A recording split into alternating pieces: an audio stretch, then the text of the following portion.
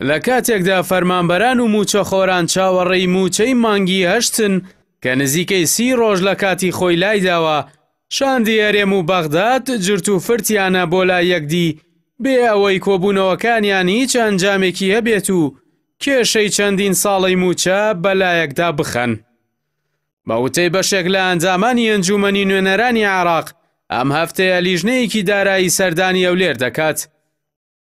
لەلایەکی دیکەوە بەپێی قسەی جێگری سەرۆک وەزیرانی ماوە بەسەرچووی هەرێم، بڕیارە هەر ئەم هەفتەیە شاندێکی حکوومەتی ماوە بەسەرچوو سەردانی بەغداد بکات.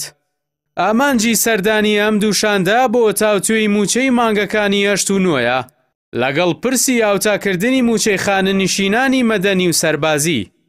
ئەمە یەکەم سەردانی نییە شاندی عێراق و هەرێم کە بە تایبەت لە پرسی موچەدا بۆ لای یەکدی ئەنجامی بدەن و کۆتا سەردانیش نابێت. پێشتر و تەنانەت لەسەر ئاستی باڵاش لەسەر پرسی موچە دیدار و کۆبوونەوەیان کردووە، بەڵام کێشەی موچەی ئەم ساڵی ژیاتە سەر و موچە خۆران لەوە دەترسن و شێوەی ساڵی ڕابردوو 2 بۆ 3 موچەیان لە نێوان هەولێر و بەغداد بفەوتێت. لە هەرێمی کوردستان ڕەنگە کەم کۆبوونەوەی خێزانی ئەم برادەرانە هەبێت باسی موچەی تێدا نەکرێت. ئەوەی لێرە بووەتە گرنگترین ئەواڵی ڕۆژ و شەو کە موچەیە لە بەغداد و ناوچەکانی دیکەی سەر بە حکوومەتی فیدراڵ هەر باسیشی نییە. بگرێ لای ئەوان و میدیاکانی شەرم و بێبەهایە بابەتی موچە بکرێتە هەواڵی بەپەلە، لەبەرەوەی هەژماری بانکیان هەیە و هەموو مانگێک لە کاتی خۆیدا بەنامەیەکی مۆبایل ئاگادار دەکرێنەوە کە پارەکە دەخرێتە سەر هەژمارەکەیان. لێرە بەهۆی مامەڵەی نابەرپرسانەی حکوومەتی ماوە بەسەرچوو بابەتی موچە زۆر تێکەڵاو و ئاڵۆز بووە.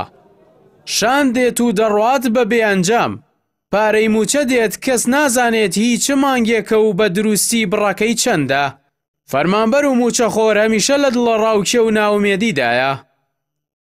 چارەسەرکردنی کێشەی موچە زۆر ئاسانە و تەنیا چەند ڕۆژێکی پێویستە. چارەسەرەکەشی بریتیە لە تەوتین بەو جۆرەی دادگای فیدراڵی بڕیاری لەسەرداوە، بەڵام هەرێم ئامادە نییە بیکات.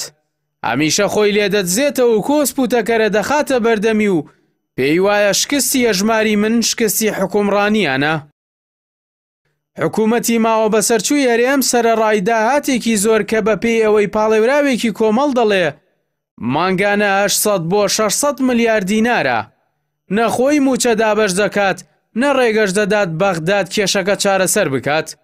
لەو نێوەندەشدا هیچ باکی بەگیرفانی خاڵی و بێحاڵی خەڵک نییە و لە پێکەنین و لاف و گەزافی خۆیان ناکەون.